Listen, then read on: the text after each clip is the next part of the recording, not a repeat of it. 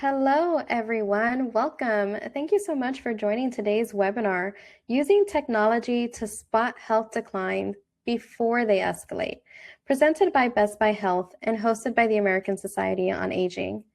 As many of us know, major health emergencies for older adults rarely happen out of nowhere. They often are preceded by small but important changes, and when those early signs go unnoticed, the result can be hospitalization, loss of independence, and higher care costs. Today, we'll look at how technology can help us spot these changes sooner so we can intervene before a crisis occurs. And before we dive in, I'd like to share just a couple of quick notes to help us get the most out of today's session. So first, you'll find the continuing education types available for each session listed right on the webinar page. Please take a moment to review these details carefully, and if your accrediting board isn't listed, we recommend checking with them directly to confirm whether one of the available CE types will be accepted. After today's webinar, you can apply for your certificate by clicking the tab above the presentation screen, and be sure to select your certificate type or board. And if you don't have a license number, you can just enter NA. If you'd like step-by-step instructions, you'll find them under the Reminders tab on how to claim a credit. During today's webinar, you'll also see periodic engagement checkpoints. Make sure your pop-up blocker is turned off so you can respond when prompted.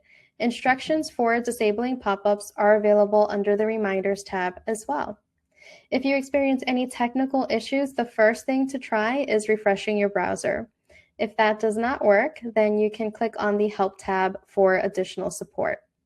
You can also download today's presentation slides from the Materials tab, and a recording of today's session will be available in your classroom within 48 hours. Finally, we'd love to hear from you. Please use the Q&A tab to submit your questions, comments, or reflections throughout the session. We'll do our best to get to as many as possible during the Q&A portion at the end. And now I'm excited to introduce today's presenter, Jamie Jones. Jamie is a licensed social worker with certifications in senior advising, health coaching, and organizational development. At Best Buy Health, she leads a team of advisors and social workers who provide product support and remote social care for older adults and family caregivers. Jamie, we are so excited to have you here today. Welcome. Thank you very much, Victoria. Good afternoon, everyone. I am absolutely thrilled to be here today to talk about the role technology can play in transforming how we support older adults. Over the last 25 years in the technology and services industry, I've worked to co-create a remote social work model that uses technology not just as a tool, but as a meaningful connection point between social workers and the individuals they serve across the country. And what we've learned over time is that innovation isn't just about introducing new platforms or systems within that. It's really about expanding access, reducing barriers, and empowering human connections in new ways. And for older adults, especially those who are isolated, medically vulnerable, or living with limited resources, technology can be a lifeline that supports independence and also belonging. So today I'm excited to explore how technology can help us identify and respond to subtle changes before they become a crisis, making early detection a core part of an equitable, proactive aging in place model. And so together we're going to look at how technology can strengthen our ability to notice what matters, intervene earlier, and create systems of support that honor autonomy, promote safety, and reduce disparities for older adults. And so, as Victoria mentioned in her introductions, major health emergencies among older adults rarely happen just out of nowhere. Most are preceded by days, weeks, or even months of subtle but important changes, things like reduced mobility, changes in sleep, skipped medications, or even withdrawal from society. When these early warning signs go unnoticed, the result is often hospitalization, perhaps the loss of independence, and certainly escalating healthcare costs. So this webinar today explores how we as professionals can use technology to identify and respond to small changes before they escalate, making that early detection part of an equitable, proactive aging in place model.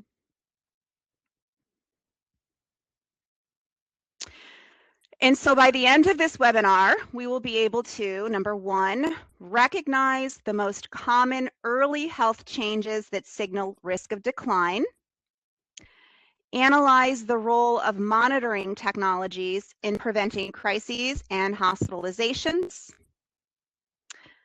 identify barriers to adoption and strategies to build confidence among older adults and caregivers, and then finally, integrate early detection technology into care management frameworks to improve outcomes at scale.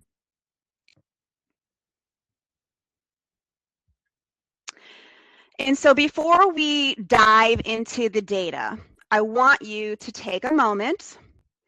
Think of an older adult in your life. Maybe it's a parent, a grandparent, a neighbor, or even perhaps someone that you are supporting professionally. Picture their daily routines, their strengths, and the small changes you'd think you'd notice first if something wasn't quite right. Hold on to that image as we look at the broader picture. So we're facing a demographic shift that we've never seen before. By 2030, 1 in 5 Americans will be over the age of 65. And by 2060, the populations of adults over 80 will triple. Now that means every system surrounding older adults, whether it's healthcare, caregiving, community services, will feel unprecedented pressure. Older adults already account for 40% of hospital stays and nearly half of all ICU admissions. Now, many of these hospitalizations are preventable when we catch health or functional changes earlier.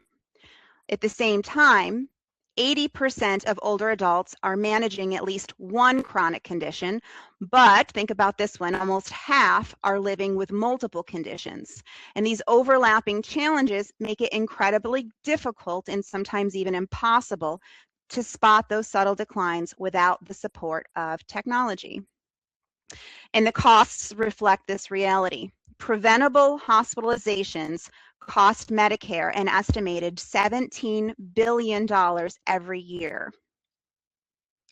Falls alone cost the healthcare system more than $50 billion annually.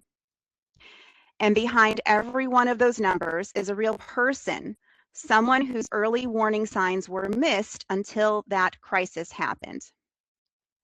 And there's also a profound equity concern. Older adults in lower income or rural communities often do not have consistent preventative care, caregiver oversight, or easy access to clinical support. And so technology, especially when delivered in the home, can bridge these gaps by giving professionals earlier and clearer insight that really matter. And so as the 85 and over population triples, our daily workload won't just increase, it's actually going to become pretty complex. And so earlier detection becomes essential not only to reduce hospitalizations and costs, but to extend independence, dignity, and quality of life for the very people that you just pictured earlier on.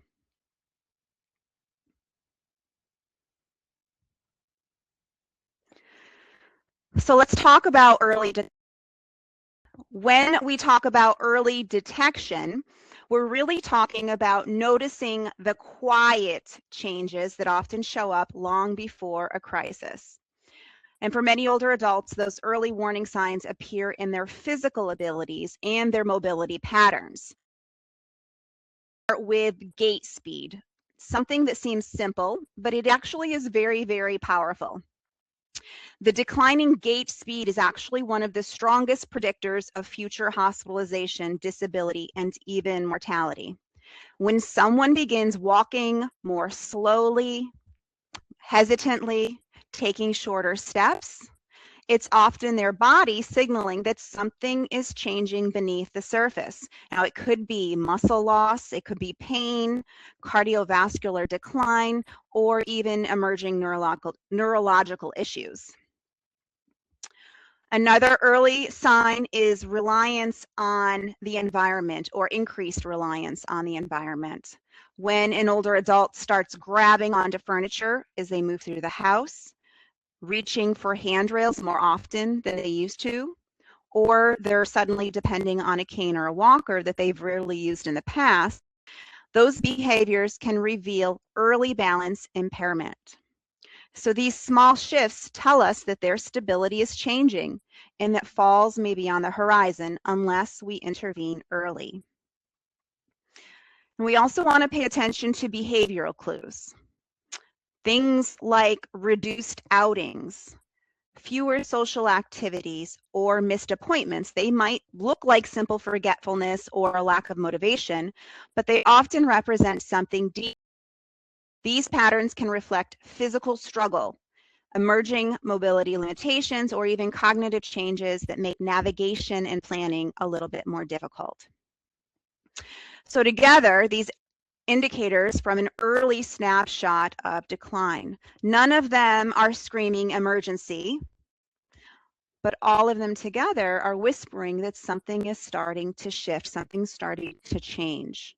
And when we can catch these whispers early, we can prevent falls, we can prevent the hospitalizations, and the rapid downward spirals that tend to happen when no one sees these declines coming ahead of time.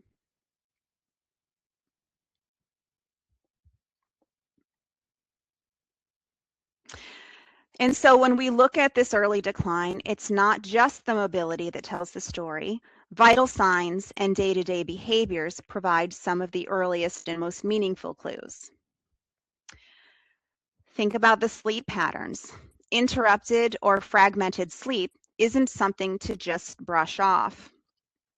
Poor sleep is closely tied to an increased risk of vascular disease and even dementia, making both of these a powerful indicator that something in the body or brain may be shifting. Another thing is dehydration. It's another major red flag. It's actually one of the leading preventable reasons older adults end up in the hospital, and it often goes unnoticed until it becomes serious. So changes in dehydration habits like drinking less, confusion, or darker urine can signal rising health risks. And then there's medication adherence. Skipped doses or irregular medication use significantly increases hospitalization risk, especially for older adults that are managing those multiple chronic conditions. Something as simple as a missed blood pressure pill or diabetes medication, it can quickly escalate into an emergency. And so taken together, these behavioral and vital sign changes give us an early, actionable window into someone's health. When we spot them sooner, we can intervene sooner, and then often prevent a much more serious outcome.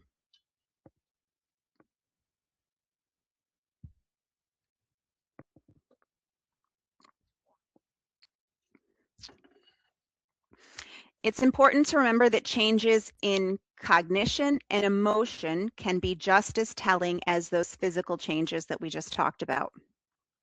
Social withdrawal, for example, it's often more than just a preference for alone time. It's strongly associated with depression and early cognitive decline. When an older adult begins pulling back from activities, back from conversations or routines that they once enjoyed, it may be signaling an underlying. We also want to pay close attention to their mood. Subtle changes like increased irritability, confusion, or apathy may not just be personality changes. These emotional cues can actually precede acute illness or signal early cognitive impairment. In many cases, these mood shifts appear either days, maybe even weeks before a medical issue becomes obvious. And so together, these cognitive and emotional cues give us valuable early insights that, again, something may be changing long before a crisis actually occurs.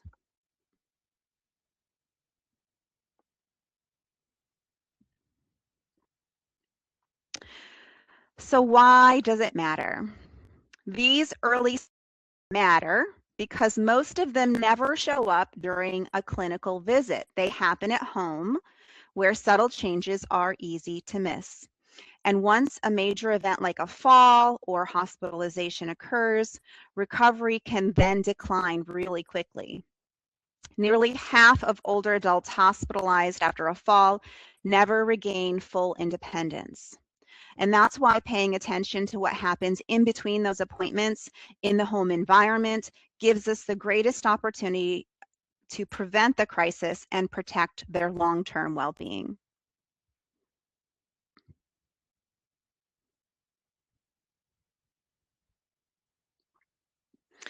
All right, transitioning over to technology in action and turning warning signs into prevention. Early declines often slip past traditional care because, again, we only see snapshots of a person's health. And technology fills the gaps by continuously tracking things like mobility, vitals, daily routines, and even mood. And the real value isn't in just collectors, it's in turning those signals into timely action that prevents hospitalizations and helps people stay independent and in their own homes. So for example, imagine an older adult who lives alone. Additional checkups, going to the clinic might miss those small changes, but a wearable device could detect gradual decrease in daily steps or even unusual heart rate pattern. This information triggers an alert to their care team, who can then intervene early. Maybe they can do so by adjusting medications, scheduling a check-in, or providing physical therapy, which all could prevent a fall or prevent hospitalization. So again, it's not just data, it's actionable insight that keeps them safe and independent in their homes.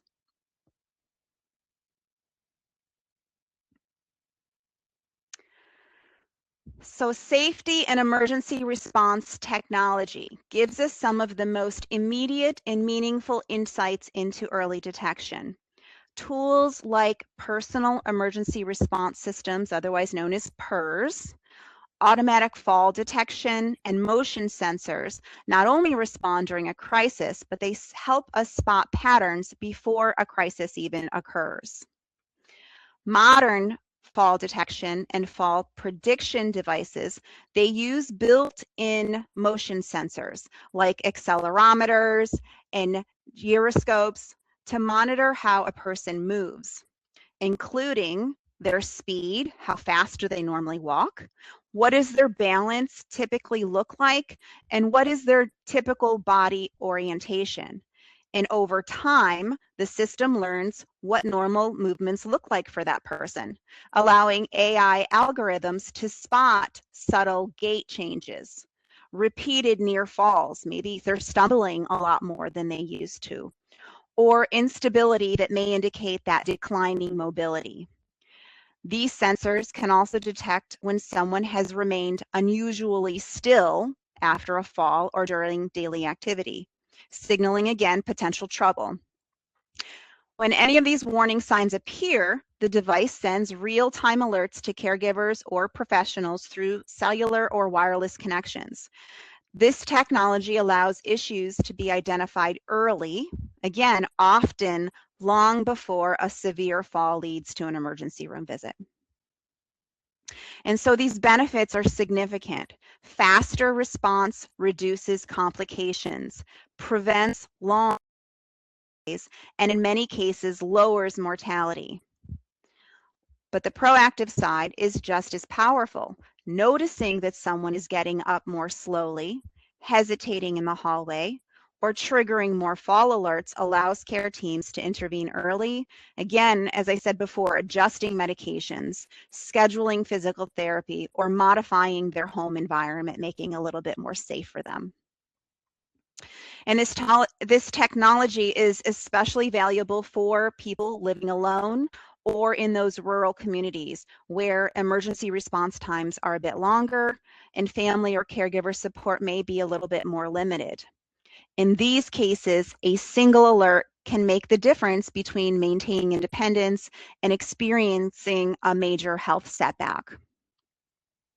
And so overall, safety technology not only protects older adults in the moment, it gives us a window into early decline that we simply can't get from a clinical visit alone.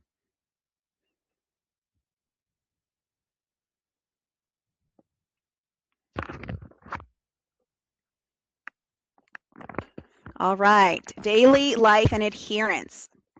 So daily life and medication adherence technology helps us spot some of the earliest and most preventable risks as well. There's tools like smart medication dispensers, environmental sensors, and smart home activity trackers. They can reveal missed medications, they can reveal dehydration, inactivity, or unsafe home conditions long before an emergency arises.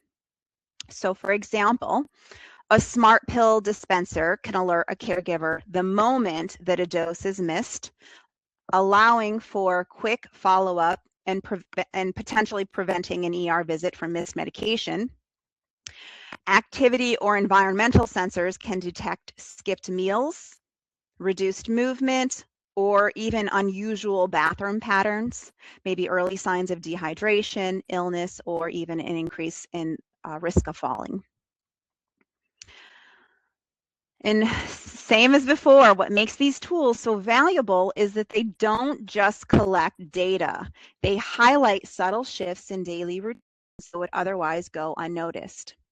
And for those families like myself, I'm one of them, that can't always be present, these systems provide peace of mind by sending alerts only when something meaningful changes. Ultimately, this kind of support helps older adults remain independent while ensuring that someone is paying attention when it matters.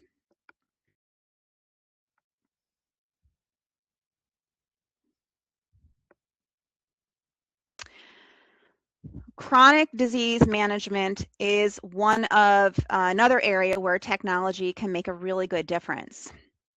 These tools would be things scales, blood pressure cuffs, oximeters, and other wearable devices that give us real-time insight into conditions like heart failure, COPD, and hypertension. These devices can spot early signs of decline, things like fluid overload, oxygen desaturation, rising blood pressure, or again, a drop in that physical activity, and they can do so long before the patient ends up in the hospital.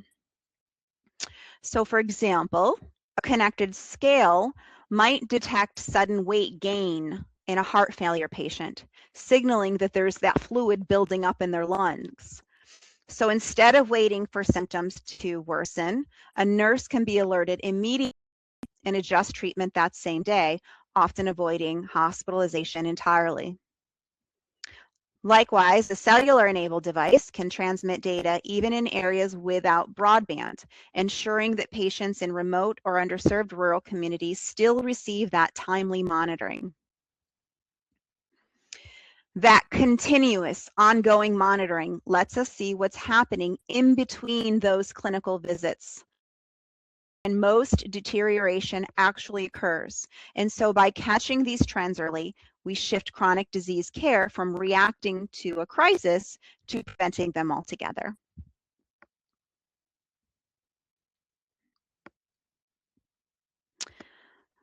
Okay, and another area, mental and emotional health, something I'm very, very passionate about in the clients that we serve. Technology also can play a powerful role here in supporting that mental and emotional health, an area where early changes can be very, very subtle and very easy to miss. Digital mental health apps, engagement trackers, telehealth counseling, and cognitive monitoring platforms can help us spot early signs like social withdrawal, those mood changes or mood shifts, teens that may signal depression or even early cognitive decline. So for example, an engagement tracker might notice that someone who usually logs into social media platforms every day has suddenly stopped. Or a cognitive tool may detect increasing errors in simple tasks. These small shifts can trigger timely outreach, whether that could be a check-in call, telehealth counseling, or support from a social worker or care team.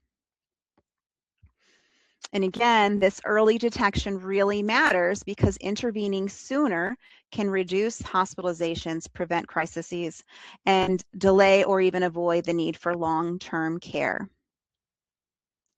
And for those older adults who are living in areas with limited access to mental health professionals, digital platforms greatly expand access to support, helping them stay connected, stable, and safe. Something I have always found very interesting in the industry that I work in.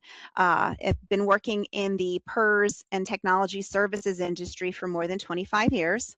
And during that time, one of the most important insights our data consistently reveals is that fewer than 10% of the button activations on our devices are true medical emergencies requiring an ambulance, that require an ambulance. The vast majority of button presses are actually moments when an older adult simply wants reassurance, support, or human connection.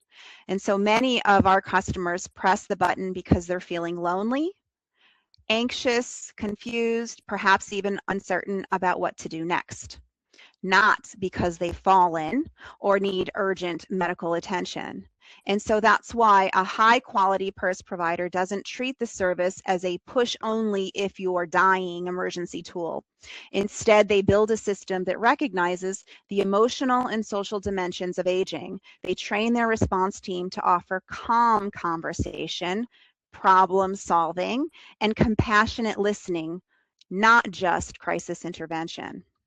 And so for most older adults, the PERS button becomes a lifeline in more ways than just one. It offers that sense of safety, but also a sense of connection, which is just as essential to overall well-being as that physical health. A provider that understands this will design its service model around that whole person, responding with empathy instead of judgment and inviting users to reach out whenever they need support, not only when they're in that medical crisis. And this person-centered, very social worky, this approach not only improves quality of life, but it helps build trust, making that system far more effective and more likely to be used when a true emergency does occur.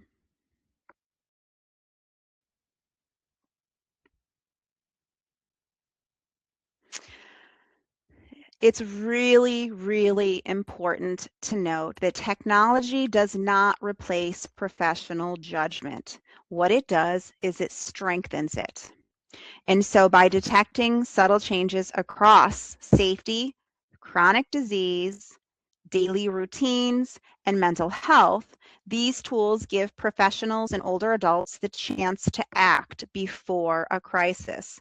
That means, again, fewer hospitalizations, costs, and more years of independent living. For older adults, avoiding even one hospitalization can save thousands in out-of-pocket expenses and prevent long-term financial strain, especially for those who are on fixed incomes. But beyond the dollars, technology can reduce stress, support the aging population with dignity, and personalized care so that support is delivered only when it's truly needed, giving older adults confidence that they can live safely in their own homes without feeling overmanaged or dependent.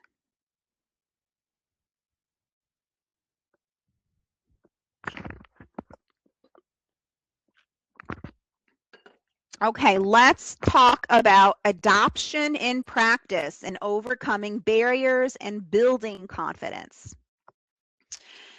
Technology only improves outcomes if older adults and caregivers actually use it. And adoption depends on addressing common barriers while also building trust and confidence at that individual level. For example, an older adult might be hesitant to use a new tablet for telehealth because they worry it might be too complicated for them or intrusive into their home environment. And so a care professional could start by assessing their comfort level and providing hands-on training with very simple instructions. By demonstrating how the tablet allows them to check in with their doctor without leaving home and celebrating small successes like sending their first video message, they gradually build up that confidence. Addressing barriers while showing real helps ensure the technology is actually used and then, of course, improves the outcomes. And so the following framework on the next few slides combines challenges that professionals will encounter with practical strategies for how to overcome them.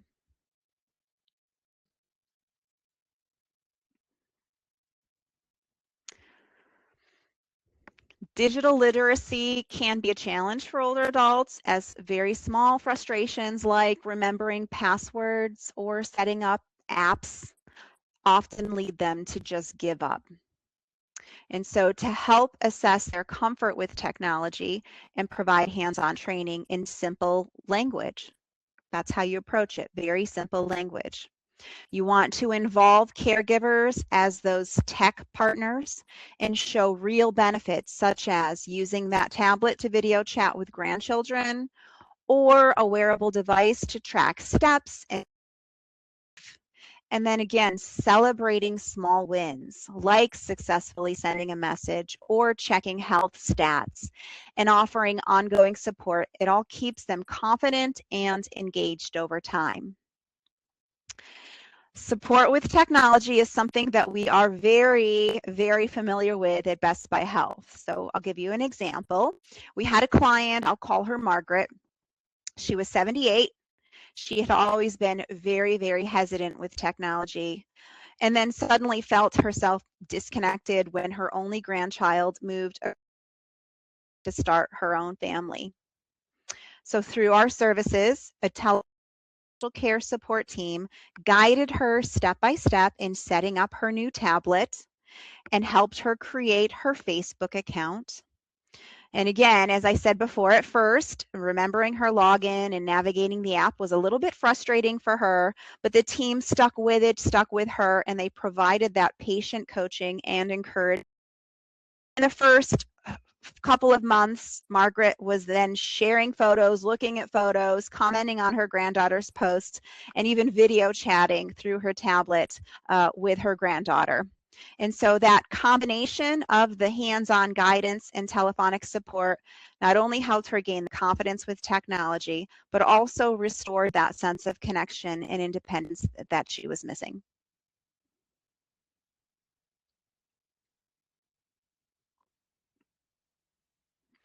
Stigma is a big one. That's definitely a big one. It can make older adults hesitant to use technology because they may see these devices as signs of losing their dependence or that they might be getting frail. And so to overcome this, it's important to reframe technology as a tool for independence and empowerment. For example, instead of saying something like, this device will monitor you, you could say, this helps you stay safe at home and stay connected with family. One tip. Another tip, instead of saying, this device tracks your health, you could say, this helps you maintain your independence and stay active longer. Or rather than monitoring, you might highlight convenience. This lets you check in with your doctor or family easily from home. So framing technology as a supportive tool that enhances daily life rather than as a sign of frailty helps older adults to feel empowered, and then they're more willing to try it. Also, you can think about comparing technology to familiar aids like eyeglasses or hearing aids helps normalize its use. Definitely highlighting the practical benefits like being able to call for help during an emergency or, again, track that daily activity. It can reduce fear and increase their willingness to try new devices.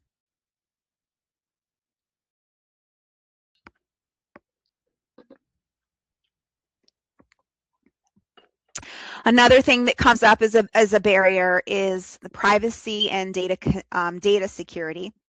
These can be concerns for older adults and even caregivers who may worry about who can see their information or how is their information being used. And so my guidance and recommendation on how to address this is to just be transparent about what data is collected, who has access, and how it's protected. And then choosing devices with strong privacy safeguards and clearly explaining them helps build that trust and confidence. And so a conversation might go something like this. I understand and feel worrying to share your personal information. This device only collects the information needed to help you stay healthy, like your step count or your heart rate. And it only shares it with your doctor, not with any outside companies. Everything is securely encrypted, so no one else can access it. You'll always know what data is being collected, and we can review it together anytime. That way, you can get the benefits of technology while keeping your information safe.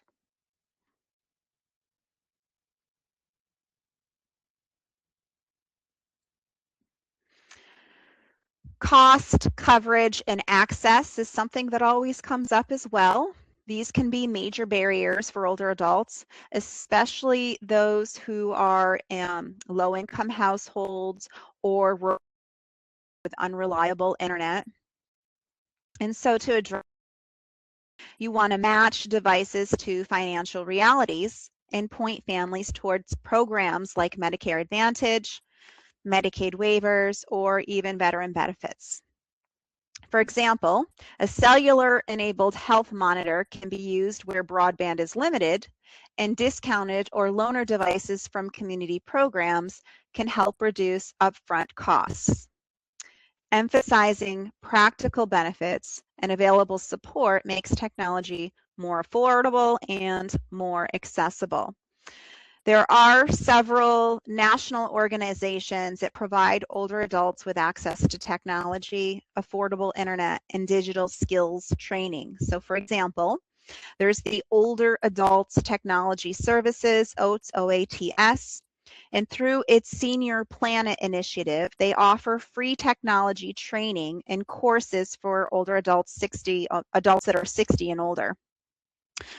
Another one, Cyber Seniors, provides digital literacy support, webinars, and also one-on-one help, and has actually partnered with Best Buy for a program called Teens Teach Seniors, events where older adults receive hands-on technology training. Everyone On helps low-income households, including seniors, obtain low-cost or sometimes free computers and internet access.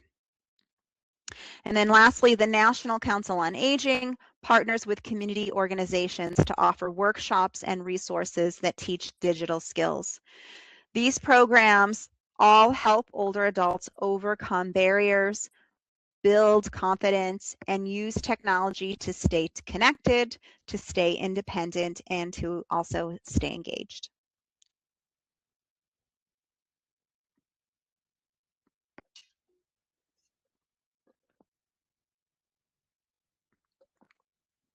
Okay, integration into daily life.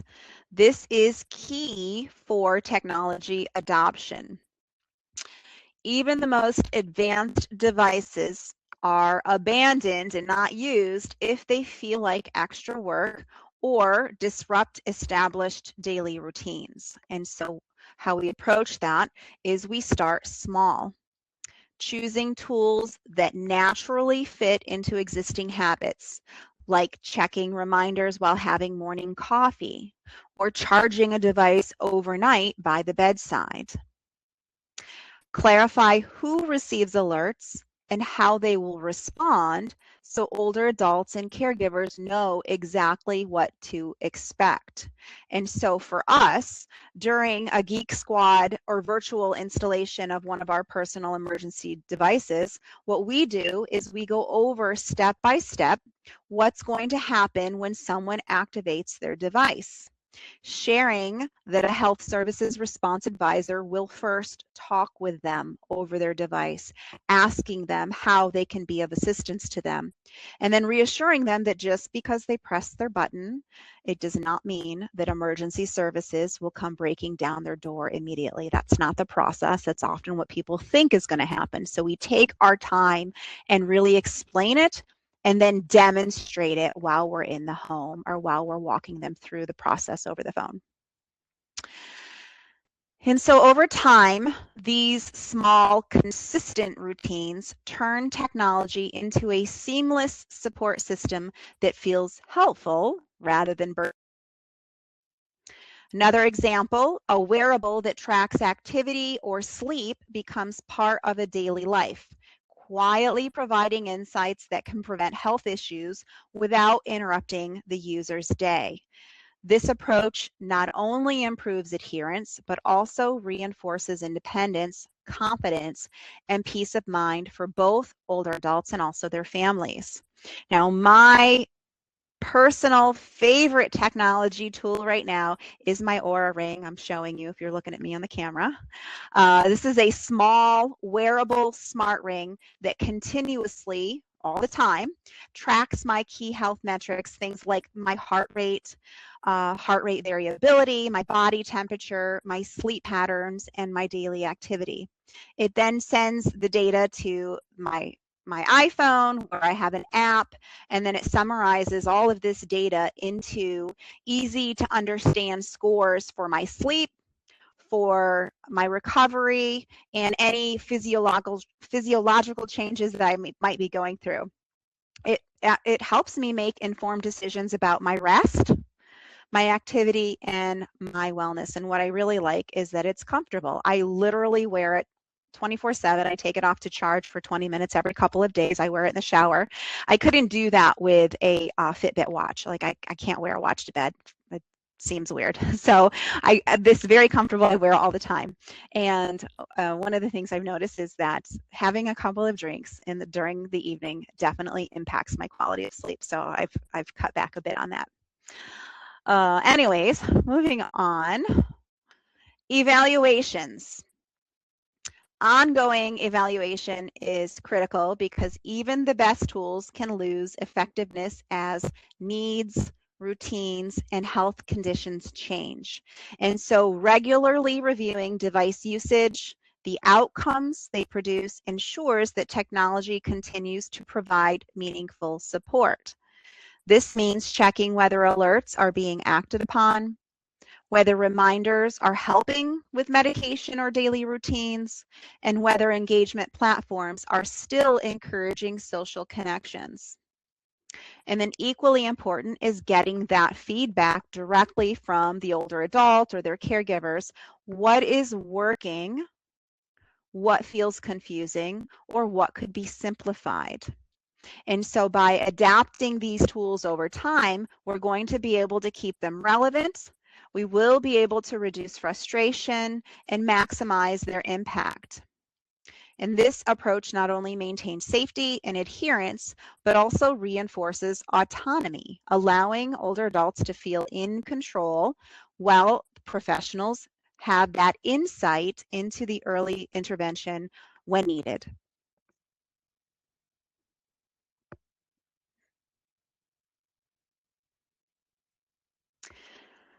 And so as we wrap up today, it's important to remember that most health emergencies, again, are preceded by subtle, detectable changes. Catching these early can prevent hospitalizations, They can lower healthcare costs and help older adults maintain that independence that they really, really want. Technologies like PERS, wearables, and sensors are more than just devices. They continuously monitor daily routines. They detect early warning signs, and they provide support for chronic conditions, support for daily activities, and overall well-being. And remember, they can even help track mental and emotional health, keeping older adults engaged, active, and connected. And I'm going to swing back to equity because it's such an important topic and thing to think about. Equity is essential. These tools can help bridge gaps in access and health outcomes for underserved population. Our roles as professionals, it's critical. Guiding older adults and their families in choosing the right technology, provide that ongoing support and education, and continually evaluating its effectiveness to ensure that it's meeting their individual needs. And so when thoughtfully integrated into everyday life, these technologies empower older adults to live safely, to live confidently and independently at home, giving both them and their families that peace of mind. By understanding the benefits, by addressing the barriers and providing that guidance, we can help older adults not only use technology, but to truly leverage it to improve their quality of life. So I thank you so much for joining me today. I hope that you leave with some practical insights, some new ideas, and certainly the inspiration to help older adults thrive through technology every single day. And so with that, I'm going to pass back on over to Victoria so that we can open the floor to any questions anyone has. Thank you so much, Jamie. That was a great presentation, a lot of great information. We do have some questions in the Q&A already, but feel free to add any more questions as we enter this portion of today's programming. So the first question is, how do you know if gait issues are just normal aging or if there could be an underlying problem? And I think that this goes back to, you mentioned that early declines often as subtle changes in mobility or daily routines. So how can you tell the difference and, don't just overlook these things? So something that comes to mind off the top of my head is that I would say gait is normal when it's smooth, when it's balanced, and when it's consistent, right? That's the word, consistency. But if there's pain, if there's limping, uneven steps, or noticeable instability, that is what usually suggests an underlying problem. So it's looking for that pattern and that change. Okay, thank you. Another question we have is for professionals who are new to monitoring technology, and technology is changing every day. So I feel like we have a lot of new technology out there.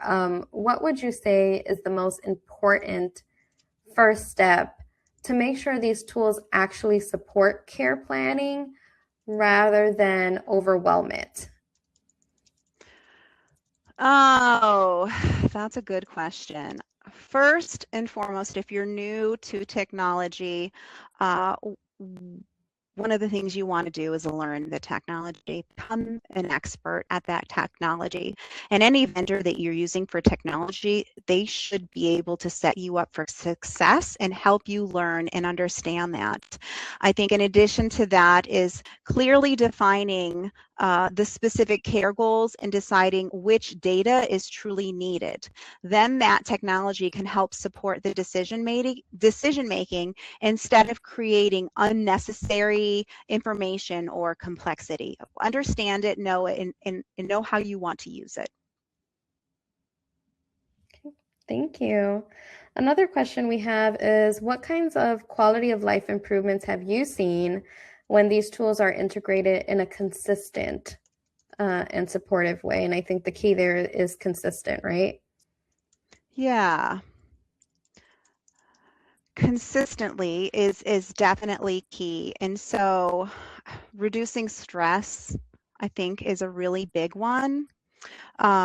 Helping people create smoother routines by integrating this into their daily life and that independence. And then also, I think one of the things we've noticed is the communication with the caregivers. Prior to having technologies and access to technology, there's a lot a caregiver doesn't know, or a family member who doesn't live near their loved one. There's a lot they don't know. And so gaining that insight and that improved communication has been pretty powerful in my experience. Thank you. Another question we have is, does the response team help connect older adults with community organizations who provide social visits?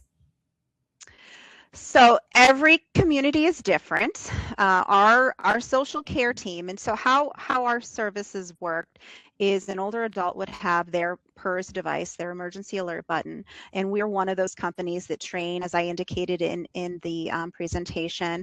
And so we are encouraging our members not to just push in emergencies; they can push for anything. And so when there is something outside of an emergency, that initial person who takes that emergent, which we expect it to be emergency until we find otherwise, when they find that it's not an emergent and it's something more social or needs or community resource based, they then pass that call on to one of our social care team members. And so our social care team members work with members all the country. And so each community is different, and what supports and what access they have within those communities do differ. But our team members are expert at really digging in like that grassroots social work and finding out, okay, this person lives here. What's available in their communities? Is it telephonic social support? Is there a program where we can hook them up with someone locally that will do telephonic support? Or is it an area where there's a Best Buy that has a teen tech center and a program that we have in working with older adults in technology? And so our team's experts at digging into those local communities and finding anything and everything we can to support those older adults. Great. That's great information to have. Thank you. Mm-hmm. Another question that we have is, have you seen great results with RPM, remote patient monitoring? Oh, that she has, sorry. She has seen great results with that. But unfortunately, many insurance companies will not cover the cost, and many cannot afford it. So do you see changes in this thinking by insurance companies or Medicaid and Medicare?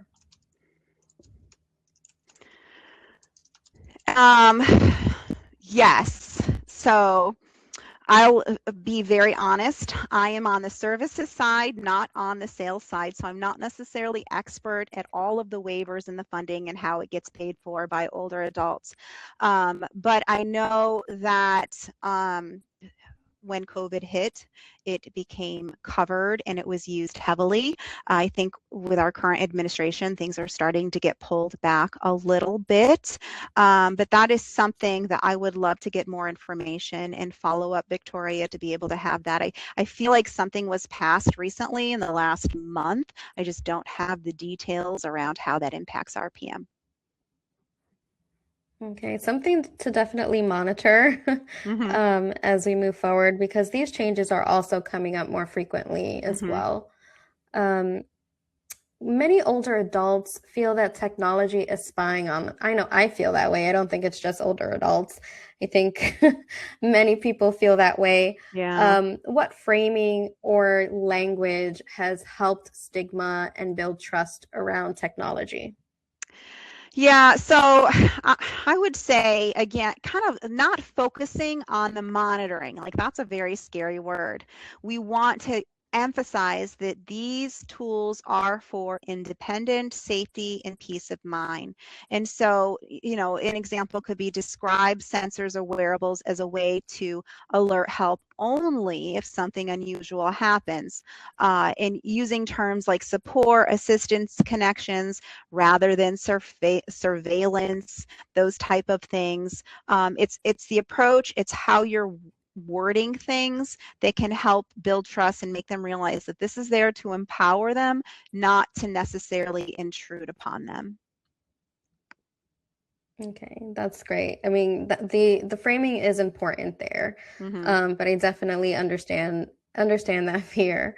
Um, Another question that we have here is, do you know of any good companies that provide good fall risk devices for people to wear?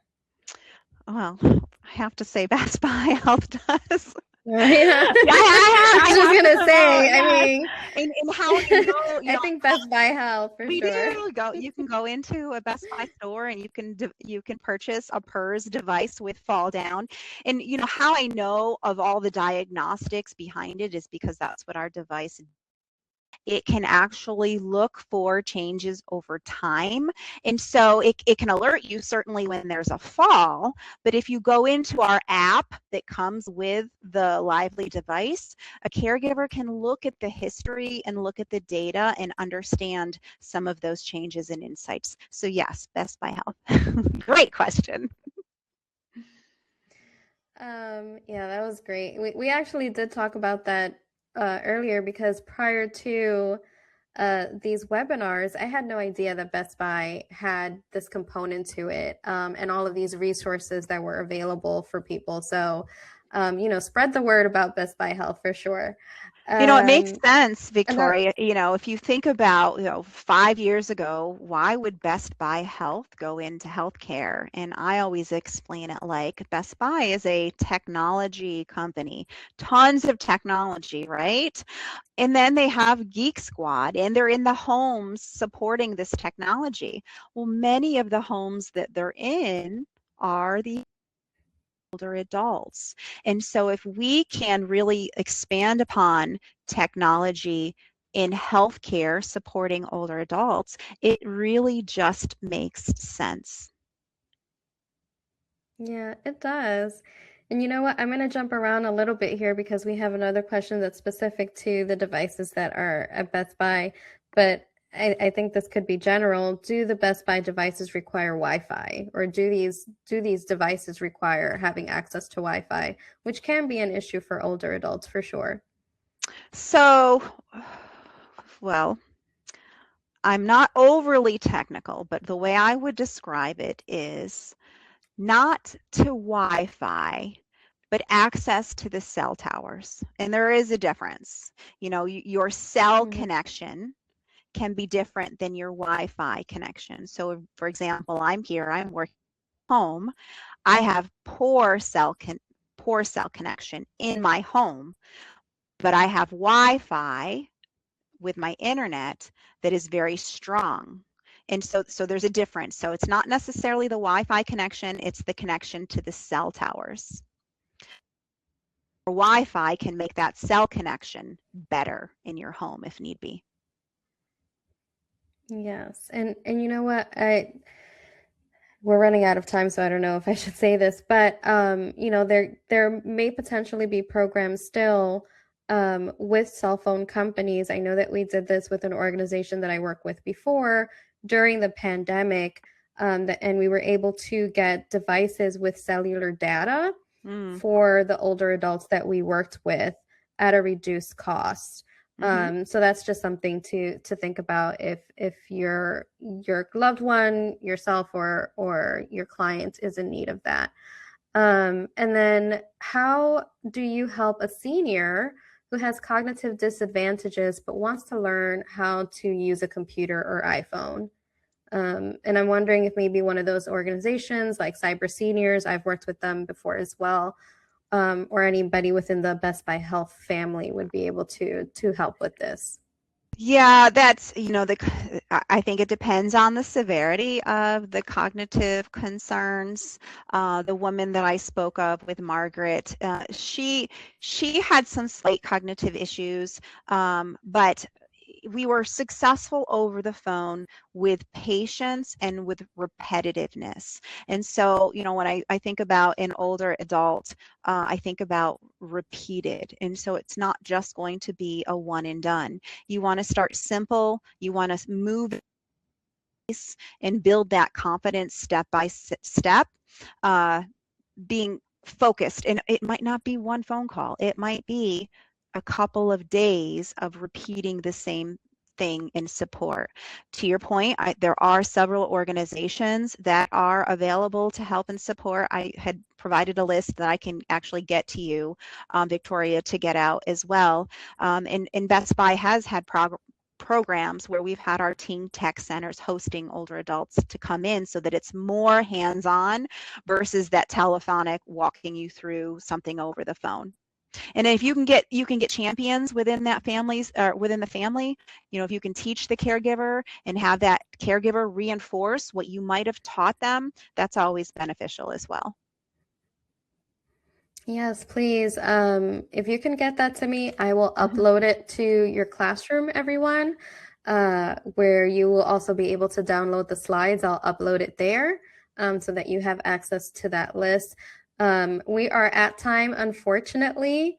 I would say that in addition, you can always check out your local AAAs, AmeriCorps senior programs that are in every state, and sometimes they do have programs that help seniors with technology in person.